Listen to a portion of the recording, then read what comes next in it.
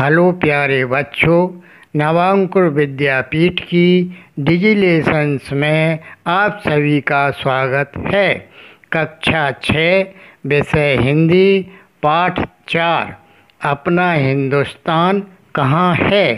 इसके कवि दयाल सिंह पवार हैं। इस पाठ का केंद्रीय भाव है, विश्व गुरु के पद पर आसीन रहे भारत ने अपने नैतिक मूल्यों के बल पर ही विश्व में अपनी अद्वितीय पहचान बनाई थी। वर्तमान में हम अपनी यह पहचान खोते जा रहे हैं। वैश्वीकरण के दौर में सुख सुविधाओं में तो वृद्धि हुई है, किंतु हमारे सांस्कृतिक मूल्य, संस्कार, चिंतन, सेवा भाव तथा आत्मीय संतोष जैसे तत्व कम होते जा रहे हैं। कवि ने इस कविता में इसी चिंता को व्यक्त किया है। इस कविता की पंक्ति इस प्रकार है। भूमंडलीकरण के युग में अब अपनी पहचान कहाँ है। आओ खोजें सकल विश्व में अपना हिंदुस्तान कहाँ है। भूमंडलीकरण के मद में हम सब कैसे झूम रहे हैं। टीवी टेलीफोन से ही सारी दुनिया घूम रही है। साक्षरता का आंदोलन है, चिंतन का विस्तार कहाँ है। जन जन में जो फैल रही उस शिक्षा में संस्कार कहाँ है। बड़ी बड़ी खोजें सकल विश्व में अपना हिंदुस्तान कहाँ है। आओ खोजें सकल विश्व में अपना हिंदुस्तान कहाँ है। शब्दार्थ हैं। भूमंडलीकरण माने समस्त धरती पर रहने वाले लोगों का एक भाव। सकल माने समस्त, विश्व माने संसार, मद माने घमंड, साक्षरता माने सामान्य स्तर तक पढ़ना और लिखना, चिंतन माने सोच। अर्थ है, कवि कहता है कि आज हम भूमंडलीकरण के इस युग में अपने हिंदुस्तान की अपनी सांस्कृतिक और सभ्यता को भूलते जा रहे हैं। हमारे संस्कारों की संस्कृति से होने वाली पहचान समाप्त हो रही है, उसे भुला दिया है। इस युग में हम यह आवश्यक हो गया है कि हम अपने हिंदुस्तान की खोज करें कि उसका सारे विश्व में अस्तित्व है भी अथवा नहीं। हम सभी भूमंडलीकरण के नशे में मत वाले हो गए हैं। टीवी और टेलीफोन पर ही सारी दुनिया की जानकारी प्राप्त कर रहे हैं। यह जानकारी अपूर्ण है, अवास्तविक है। सामान्य स्तर तक शिक्षा का प्रसार करने का आंदोलन चलाया हुआ है, परंतु उस शिक्षा का प्रसार में विस्तृत चिंतन नहीं है। इस शिक्षा में संकीर्णता है। सभी लोगों को दी जाने वाली इस शिक्षा से शिक्षार्थियों को संस्कारवान नहीं बनाया जा रहा है। संस्कार विहीन शिक्षा लोगों का कल्याण नहीं कर सकती।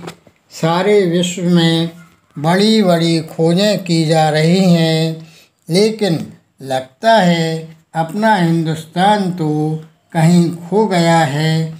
उसका विश्व गुरुत्व चला गया है। इसलिए अब हम सब अपने हिंदुस्तान को इस विश्व में खोज निकालें। महानगर में गगन चूमते ऊंचे ऊंचे भवन खड़े हैं। बड़े बड़े भवनों में झांकें तो टूटे परिवार पड़े हैं। टीवी टेलीफोन बज रहे पर आपस में बात बंद है। अब की कविता लगती जैसे परिवारों का भंग छंद है। जन्म जन्म के बंधन वाला बोलो देव विधान कहाँ है। आओ खोजें सकल विश्व में अपना हिंदुस्तान कहाँ है। इसके मुख्य शब्दार्थ हैं महानगर माने बड़े बड़े शहर, गगन चूमते माने आकाश को छूने वाले, भवन माने मकान, झांके माने देखें, टूटे माने अलग अलग, बात बंद है माने बातचीत नहीं होती, भंग माने टूटा हुआ, देव विधान माने देवताओं द्वारा बनाया गया नियम। इन पंक्तियों की व्याख्या इस प्रकार है। बड़े बड़े शहरों में आकाश को छूने वाले बहुत ऊंचे ऊंचे भवनों का निर्माण किया जा रहा है, लेकिन इन भवनों में ध्यान से झांककर देखें तो पता चलता है कि इनमें रहने वाले परिवार बिखर गए हैं, वे अलग अलग रह रहे हैं। सम्मिलित परिवारों का रूप समाप्त हो गया है। टीवी और टेलीफोन पर ही बातचीत कर ली जाती है, लेकिन परिवार के सदस्य परस्पर बातचीत नहीं करते। आज के कवियों द्वारा रचित कविताओं में बिखरे परिवारों के टूटे छंद दिख पड़ते हैं। भारत की संस्कृति देवताओं द्वारा विकसित की गई है, परंतु उस संस्कृति में देवी विधानों का पालन नहीं हो रहा। जन्म जन्मांतर के बंधनों का विधान लगता है समाप्त कर दिया गया। अतः आज आवश्यकता है इस बात की कि हम विश्व में अपने खोए हुए बिखरे हुए हिंदुस्तान को खोजें। यंत्रों की ताकत के भीतर मंत्रों का मृदु घोष कहाँ है। धन से कोष भरे हैं, लेकिन फिर भी वह संतोष कहाँ है। राजनीति की कूट चाल में जन सेवा का भाव कहाँ है। राम राज में जरा बताओ केवट की वह नाव कहाँ है। कितने ही अपहरण हो रहे, किंतु कहो हनुमान कहाँ है। आओ खोजें सकल विश्व में अपना हिंदुस्तान कहाँ है। इन पंक्तियों में आए कुछ मुख्य शब्दार्थ इस प्रकार हैं। यंत्र माने औजार, ताकत माने शक्ति, मृदु माने कोमल, घोष माने ध्वनि, कोष माने खजाने, कूट माने कुटिल, केवट माने नाविक, अपहरण माने बलपूर्वक चुराना। उपरोक्त पंक्तियों का भावार्थ व्याख्या इस प्रकार है। कवि अपनी वाणी से लोगों का आह्वान करता है कि आज विनाशकारी अनेक यंत्रों का आविष्कार किया जा रहा है, लेकिन इन यंत्रों में वैदिक मंत्रों की सी कोमल ध्वनि नहीं है। वेद मंत्रों की मृदु ध्वनि में जन कल्याण का संदेश गूंजता था। आज लोगों के पास अकूत संपत्ति है, उनके खजाने भरे पड़े हैं, लेकिन इन धनपतियों में संतोष नहीं है। वे अधिक से अधिक धन प्राप्त करने के नए नए तरीके अपना रहे हैं। राजनेताओं ने आज की राजनीति को कूटनीति में बदल दिया, जिसकी कुचाल से स्वार्थ पूरा करने में वे लोग लगे हुए हैं।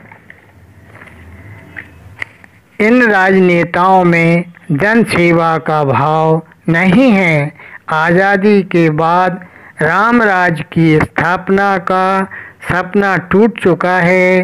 रामराज का केवट नाव चलाकर स्वधर्म का पालन करने वाला पता नहीं कहाँ छिप गया है। समता और एकता विलुप्त हो चुकी है। समाज में अनेक कुकृत्य हो रहे हैं। अपहरण से मर्यादाओं को कुचला जा रहा है। इन मर्यादाओं की रक्षा आवश्यक है। इसके लिए हनुमान सरीखे बुद्धिमान विवेकी बलवान की ज़रूरत है, परंतु वे कहाँ हैं? प्रत्येक हिंदुस्तानी में उसी विवेक और बल की आवश्यकता है। अतः कवि आह्वान करता है कि इस सारे संसार में अपने गौरवपूर्ण हिंदुस्तान की खोज करें। कवि कुल गुरु की सृजन शक्ति का वह पावन संस्कार कहाँ है? फूहड़ गीतों में खोया जो वह मधुर श्रृंगार कहाँ है? मन को जो आंदोलित कर दे कविता की वह धार कहाँ है? भोजराज की कविता वाला वह वैभव विस्तार कहाँ है? तुलसी सूर निराला दिनकर और रहीम रसखान कहाँ है? आओ खोजें सकल विश्व में अपना हिंदुस्तान कहाँ है। इस कविता में मुख्य शब्दार्थ इस प्रकार हैं। सृजन शक्ति माने रचना, कौशल, पावन माने पवित्र, संस्कार माने शैली, फूहड़ माने असभ्यता से भरे, मधुरस माने मिठास से भरा, आंदोलित माने हलचल मचा देने वाला, भोजराज माने राजा भोज। इस कविता का भाव अर्थ व्याख्या इस प्रकार है। आज कवि कुल गुरु कालिदास की सी काव्य रचना करने की शक्ति पैदा करने के पवित्र संस्कार कहाँ छिप गए हैं? मिठास भरा श्रृंगार रस तो आज की फूहड़ गीतों में खो गया है। मन में उत्साह भर देने वाली कविता की धारा ही कहीं विलुप्त हो गई है। साथ ही राजा भोज जैसे साहित्य प्रेमी भी नहीं दिखते जिन्होंने कविता के साहित्य विकास को विस्तार दिया था।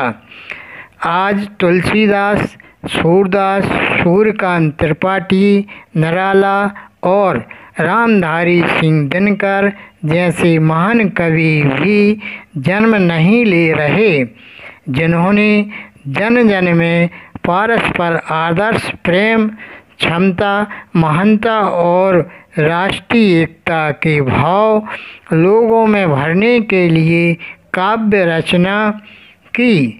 रहीम और रसखान जैसे आदर्श एवं जन कवियों का सर्वत्र अभाव दिख रहा है।